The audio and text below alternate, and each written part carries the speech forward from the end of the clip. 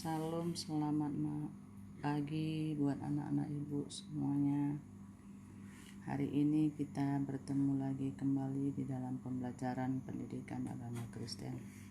Sebelum kita memulai pembelajaran kita terlebih dahulu berdoa. Mari kita berdoa.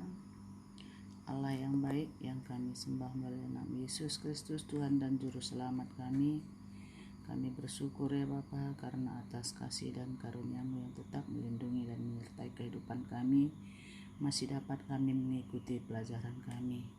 Terima kasih Tuhan Yesus, kami berdoa dan mengucap syukur. Amin. Baik anak-anak ibu sekalian, hari ini kita lanjutkan lagi kembali, yaitu lanjutan bab 5, yaitu yang pertama, hakikat pernikahan Kristen. Pada dasarnya tujuan hidup kita sebagai manusia adalah untuk mencapai suatu kebahagiaan dan kesejahteraan pada umumnya. Hal itu dicapai dengan memilih hidup berkeluarga, yang tentu saja didahului oleh suatu pernikahan.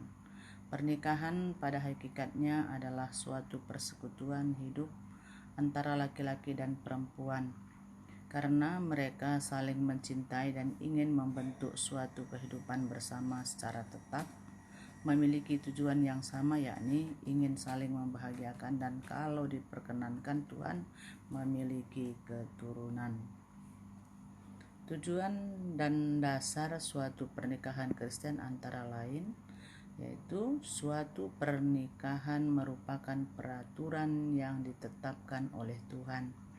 Pernikahan merupakan tata tertib yang suci yang ditetapkan oleh Allah sejak penciptaan manusia. Yang kedua, cinta kasih Tuhan Yesus Kristus menjadi dasar pernikahan Kristen.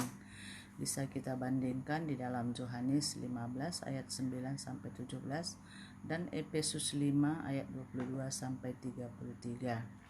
Kemudian yang ketiga, untuk saling membahagiakan dan mencapai kesejahteraan hidup. Bagian keempat, dalam pernikahan dengan perspektif Kristen, nikah dipandang sebagai suatu peraturan monogami, karena monogami merupakan suatu refleksi dari kasih agape, yaitu kasih yang saling melayani tanpa pamrih dan eksklusif realita. Kemudian bagian B, kasih dalam keluarga adalah gambaran cinta kasih Tuhan. Pernahkah kamu memperhatikan pasangan suami istri di jemaat? Bagaimana pendapat kamu tentang pasangan-pasangan suami istri tersebut? Seringkali kita menemukan di jemaat kita beberapa pasangan yang meskipun usia pernikahannya sudah cukup lama, namun relasi mereka sangat akrab dan mesra. Meskipun usia mereka sudah tua, namun mereka masih tetap menunjukkan teladan pernikahan Kristen yang baik. Mereka menunjukkan bagaimana mereka dapat saling membantu, sabar menunggu, peduli satu terhadap yang lain, bergembira bersama dan saling mendukung dalam pelayanan. Pasangan-pasangan tersebut ternyata dalam realita mempunyai dampak yang besar di jemaat. Banyak pasangan dan keluarga yang menghargai kehadiran mereka, sekaligus mereka menjadi contoh pasangan suami istri yang diberkati dan menjadi berkat di jemaat. Keluarga Kristen sesungguhnya menerima dan menjadi pewarta kabar gembira.